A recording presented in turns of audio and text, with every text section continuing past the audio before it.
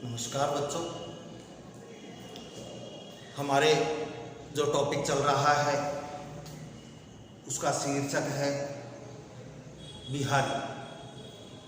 बिहारी का हम कवि परिचय पढ़ चुके हैं, लेकिन आज पाठ्य पुस्तक में जो है उस परिचय का हम अध्ययन करेंगे। ठीक है, देखिए।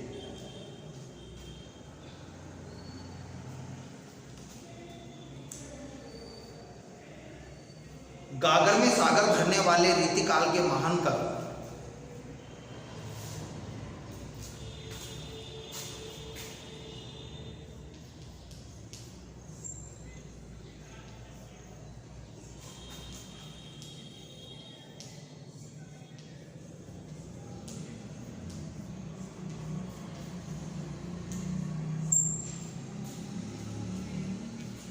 गागर में सागर भरना, गागर में सागर भरना अधिक महत्व की, कम शब्दों में अधिक महत्व की बात कहना।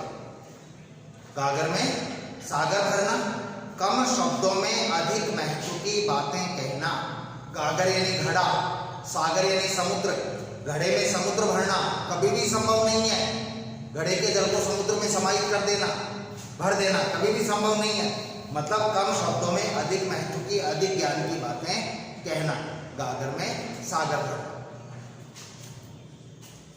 तो गागर में सागर भरने वाले रीतिकाल के महान कवि बिहारी का जन्म ग्वालियर के निकट, मध्य प्रदेश ग्वालियर के निकट बसवा नामक गांव में हुआ।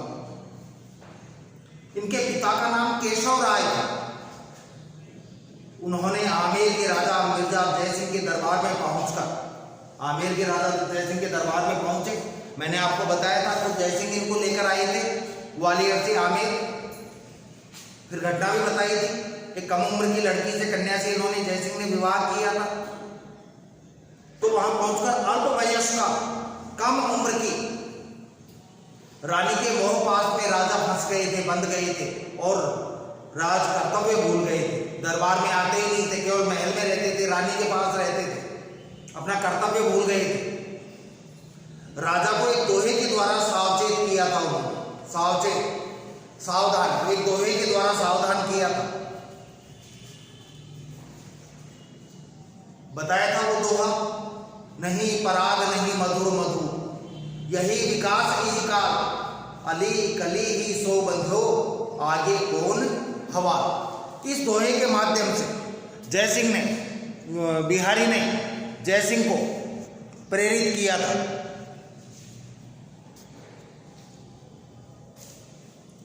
जिससे कि वो उस दोहे को पढ़ने के बाद दरबार में पहुंचे थे।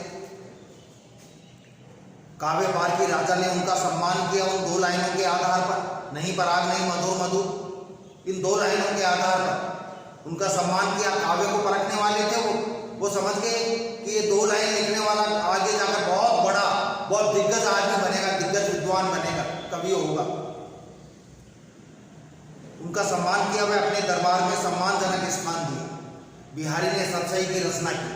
बच्चों, बिहारी की एकमात्र रचना जिसका नाम है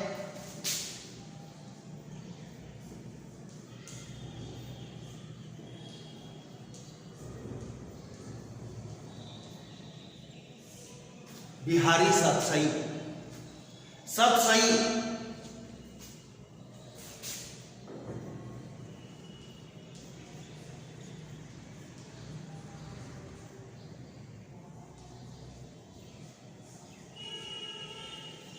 सात सौ दोहों का समूह। सतसई किसे कहते हैं? 700 दोहों का समूह। तो इन्होंने बिहारी सतसई की रचना की। बिहारी सतसई में क्या क्या लिखा है? जो प्रमुख बातें हैं बिहारी सतसई में वो हैं नीति, भक्ति, श्रृंगार। ये तीन बातें तो प्रमुखता से हैं, नीति की बात, भक्ति की बात और श्रृंगार की बात। साथ ही इन्होंने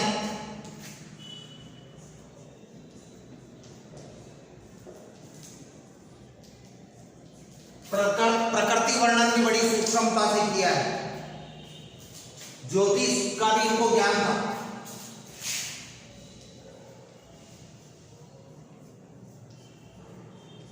गणित के भी ये विद्वान थे।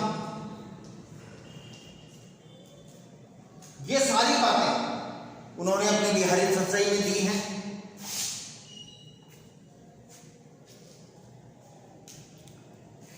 वे निम्बार्क संप्रदाय में दीक्षित हुए। बिहारी कौन से संप्रदाय में, क्वेश्चन निकल रहा है, बिहारी कौन से संप्रदाय में दीक्षित हुए? निम्बार्क संप्रदाय में। कौन से संप्रदाय में बच्चों? निम्बार्क। निम्बार्क संप्रदाय क्या है? जहां राधा कृष्ण को युगल के रूप में माना जाता था, जोड़े के रूप में माना जाता था और पूजा जाता था। उनकी रचनाओं में उक्ति वैचित्र्य, अद्भुत कथन, अन्योक्ति, अन्योक्ति एक अलंकार भी है, सीधी बात जिससे कहनी है, अन्योक्ति, अन्य प्लस उक्ति, सीधी बात जिससे कहनी है उससे नहीं कही जाए। सीधी बात, जिसको बात कहनी है वो तो बड़ा आदमी है, उसको हम सीधे कह ही नहीं सकते, तो उसको तो कह नहीं सकते, लेकिन किसी अन्य को माध्यम बनाकर बात कह सकते हैं उसको, वो बुरा भी नहीं माने। अन्य प्लस उक्ति, किसी अन्य को माध्यम बनाकर कोई बात कह देना, वो अन्योक्ति होती है। ये अलंकार कि अगला भी नाराज नहीं, जिसको कहा जा रहा है वो भी नाराज नहीं, उस तक बात भी पहुंच जाए, माध्यम किसी अन्य को बना दिया। अर्थ विस्तार, अर्थ विस्तार है, भागे में सागर भरा है, छोटे छोटे दोहे हैं, लेकिन ऐसा लगता है कि जैसे समुद्र अथाह के जैसे अथाह है। अर्थ और भाव बड़ा गहरा है, काफी बड़ा है। अर्थ विस्तार, अलंकारिकता तथा कल्पना की समाहार शक्ति, यानी कल्पना में समा लिया पूरा भाव को। उनकी समाहार शक्ति के कारण ही कहा गया है, उनकी समाहार शक्ति के कारण ही बच्चों क्या कहा गया है?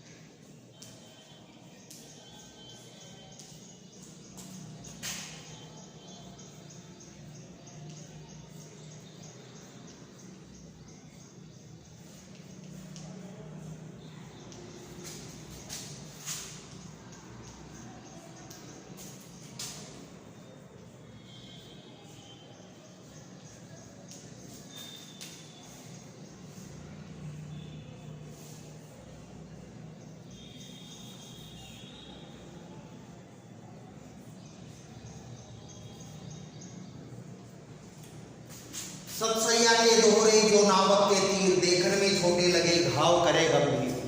सतसैया, सतसैया का मतलब बिहारी सतसई के दोहरे, यानी जो दोहे हैं बिहारी सतसई में जो 700 दोहे लिखे हैं, कैसे हैं वो दोहे? सतसैया के दोहरे जो नावक के तीर, बिहारी सतसई के दोहे ऐसे हैं जैसे नावक के तीर हो। नावक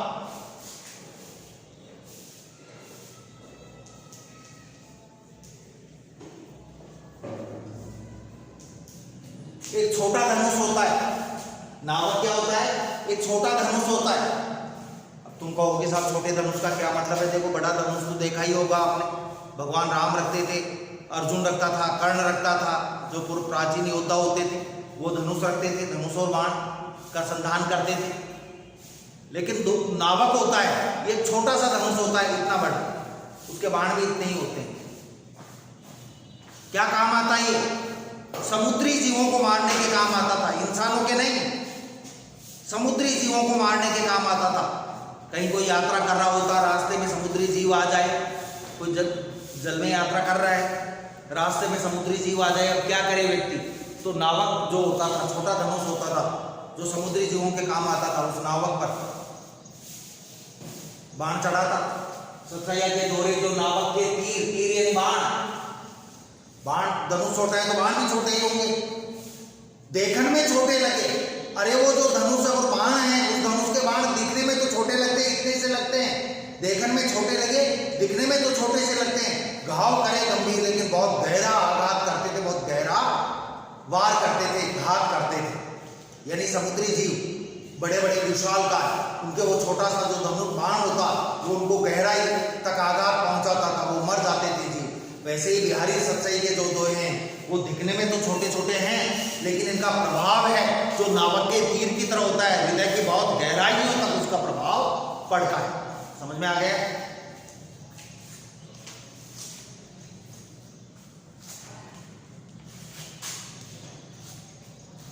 अब साहब इस चैप्टर में क्या है आपको?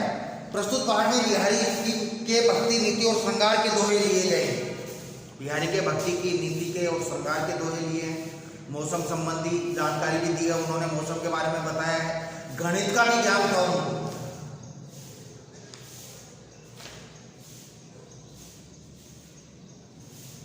गणित के बारे में भी बताया एक दोहा। तो कवि सांसारिक बाधाओं से मुक्ति हेतु राधा जी की आराधना करता है। कवि सांसारिक कष्टों को दूर करने के लिए, सांसारिक कष्टों के समाधान के लिए किसकी वंदना करता है? राधा जी की। सीधी सी बात है बच्चों।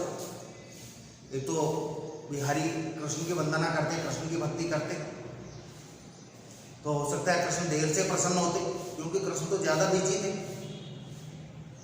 और भी भक्तों की तरफ उनको ध्यान देना होता, और भी बहुत सारे काम थे। पहली बात। दूसरी बात, राधा जी की वंदना करने से एक फायदा है, स्त्रियां जो होती हैं वो मन की सीधी, सरल और भोली होती हैं, किसी के ऊपर जल्दी खुश हो जाती है। आदमी तो, पुरुष तो क्या है कि थोड़ा दुष्ट प्रकृति का होता है, कठोर होता है। तो राधा जी की वंदना की। अरे तुम अपने ऊपर ही देख लो ना, तुमको पैसे चाहिए, स्कूल की मान लो पिकनिक जाने वाली है और तुमको कह दिया सबको कि भाई 2-2 हज़ार रुपये लेकर आओ। पापा से तुमने कहा, पापा मना कर दिए, अब तुम क्या करोगे? अब क्या करोगे तुम मम्मी को कहोगे। क्यों? क्योंकि पापा की चाबी किसके पास है? मम्मी के पास। फिर पापा को कहते हैं क्यों? शुरू में ही मम्मी को कह दो, क्योंकि पापा मना भी करते हैं हमको तो, लेकिन मम्मी के कहने पर फिर उनकी इतनी हिम्मत नहीं होगी कि वो मना कर सके। वही काम बिहारी जी कर रहे हैं। कृष्ण की वंदना क्यों करें? अरे कृष्ण तो ध्यान देते से देंगे, राधा जी की वंदना करो ना। राधा जी यदि खुश हो गई, कृष्ण को कहेंगे कृष्ण इधर आओ, उस बिहारी लाल का उद्धार करो, उसकी मुक्ति करो, तो फिर कृष्ण मना कर सकेंगे क्या? तो उन्होंने राधा जी की वंदना की है। बिहारी सच्चाई का पहला दोहा है और इस दोहे को हिंदी साहित्य की दृष्टि से मंगलाचरण कहा जाता है।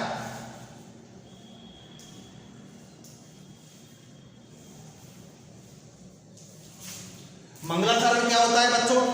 मंगलाचरण में अपने आराध्य का स्मरण किया जाता है कि हम जिस ग्रंथ की रचना कर रहे हैं वो ग्रंथ निर्विघ्न पूरा हो जाए, बिना कष्ट के, दिक्कत के, संकट के पूर्ण हो जाए, उसको मंगलाचरण कहते हैं।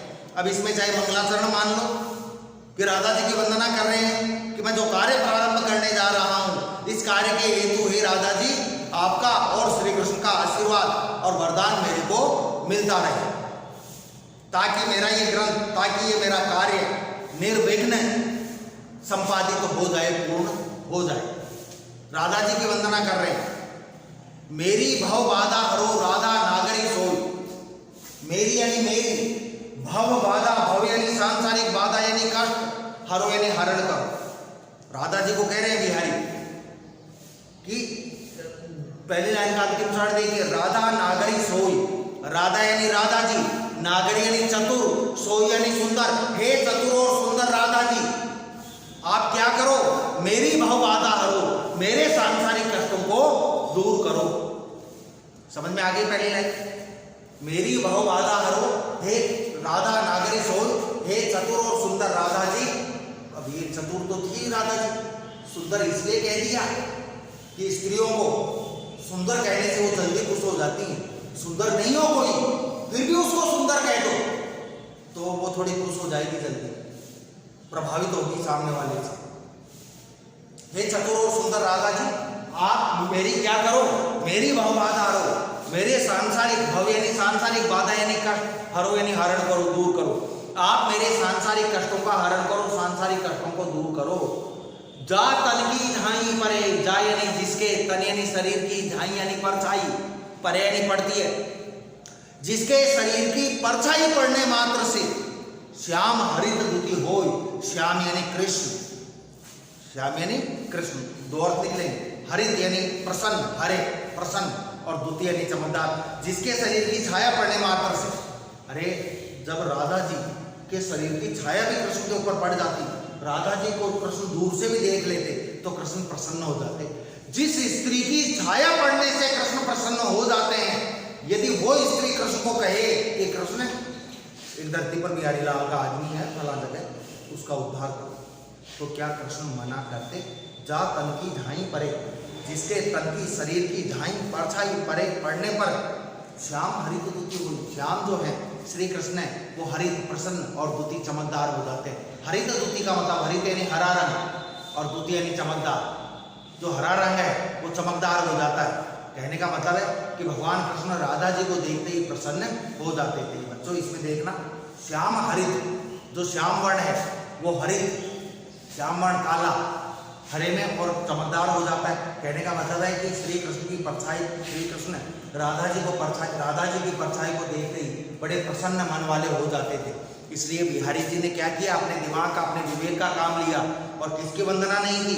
श्री कृष्ण की वंदना नहीं की। किसकी वंदना की? श्री राधा जी की वंदना की। क्योंकि राधा जी यदि मेरे उद्धार की सिफारिश करेंगी तो निश्चित रूप से मेरा उद्धार, मेरा कल्याण हो जाएगा। बच्चों इसमें विरोधाभास अलंकार, श्याम रंग में कोई चीज डुबोने से वो चमकदार कैसे होगी? नहीं होगी, वो तो काले रंग में डुबोने से तो काली होगी।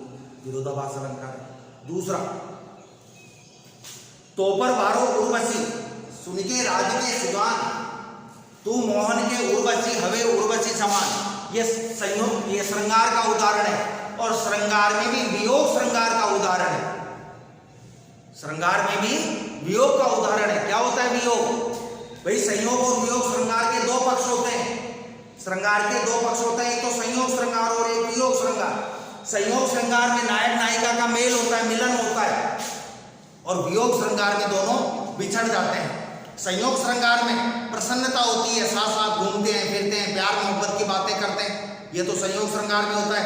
वियोग श्रृंगार में बिछड़ जाते हैं, रोना, आहें भरना, नींद न आना, ये बातें वियोग श्रृंगार में होती है। इसमें कोई नायिका है, उसका अपने नायक से, अपने प्रियतम से वियोग हो जाता है और वो बड़ी उदास हो जाती है। एक नायिका है, उसका अपने नायक से, श्री कृष्ण से, नायक यहाँ श्री कृष्ण ही चलेंगे, श्री कृष्ण से उस नायिका का वियोग हो जाता है। अब वो नायिका बड़ी उदास है। अब नायिका उदास है, उसकी सहेली को, नायिका की सखी को उसको पता चला कि भाई मेरी सखी तो उदास है, तो उसके पास वो जाती है।